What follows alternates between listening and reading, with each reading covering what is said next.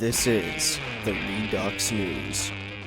The United States just seized missile parts headed to Yemen amid reports of a new Iranian threat. Now, the Pentagon has confirmed that the U.S. Navy's Arleigh Burke class destroyer USS Forrest Sherman seized a shipment of guided missile components of suspected Iranian origin last week that appeared to be heading for Houthi rebels in Yemen. Now, this comes amid reports of a possible new threat from Iran and its regional proxies, such as the Houthis toward U.S. forces and their partners in the Middle East, including increased drone activity.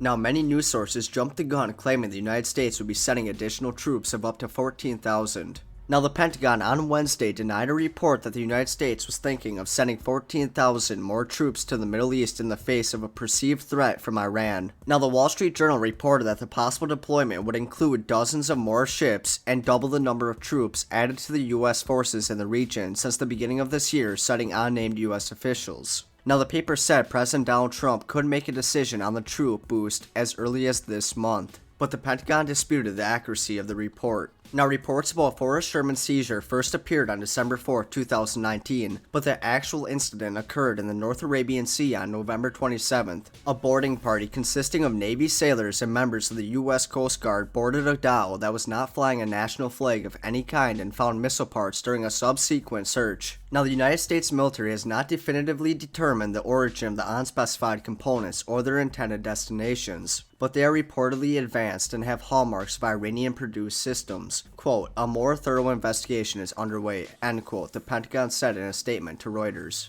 The Associated Press, citing unnamed U.S. officials, said that the personnel from the Forrest Sherman had seized a significant cache, but did not give any specific details about the items found on the dhow or how many were found. Now, of course, this is not the first time that U.S. warships, or those belonging to American allies and regional partners, have uncovered weapons, ammunition, and other military hardware of apparent Iranian origin on board dhows and other vessels bound for the Houthis. Now, the Iranian-backed Houthis have acquired an increasingly diverse and capable arsenal of missiles and drones in recent years, notably employing a new ground-launched land attack cruise missile known as the QUDS-1 against Saudi Arabia earlier this year. Now, the group has also launched suicide drones and ballistic missiles at Saudi Arabia on numerous occasions. They have also claimed responsibility for the unprecedented cruise missile and suicide drone strikes on Saudi oil infrastructure in September, though the United States has blamed Iran directly for those attacks. If you want to know more about that, I have a video on it. I'll put a link in the description. Now, the vast majority of missile and drone designs that the Houthis employ are similar in form and function to Iranian designs, but differ in certain respects. This has raised questions about how much of the production of these systems is actually going on in Yemen, and whether Iran may be developing derivatives specifically for regional proxies for added plausible deniability regarding its support for these groups. Now, in addition to Houthis in Yemen, Iran backs myriad armed groups across the Middle East, including in countries such as Iraq and Syria, where they often operate close to American forces. Now, the United States has blamed Iranian-supported militias in Iraq for rocket and other indirect fire attacks near U.S. military and diplomatic facilities in recent years. Now, just on December 3, 2019, several rockets landed near Al-Assad Air Base in Iraq, where a significant contingent of American forces is located. No group has yet taken responsibility for that attack. Thank you for watching, and if you want a factual news source, why not subscribe? Let's put an end to mainstream media together.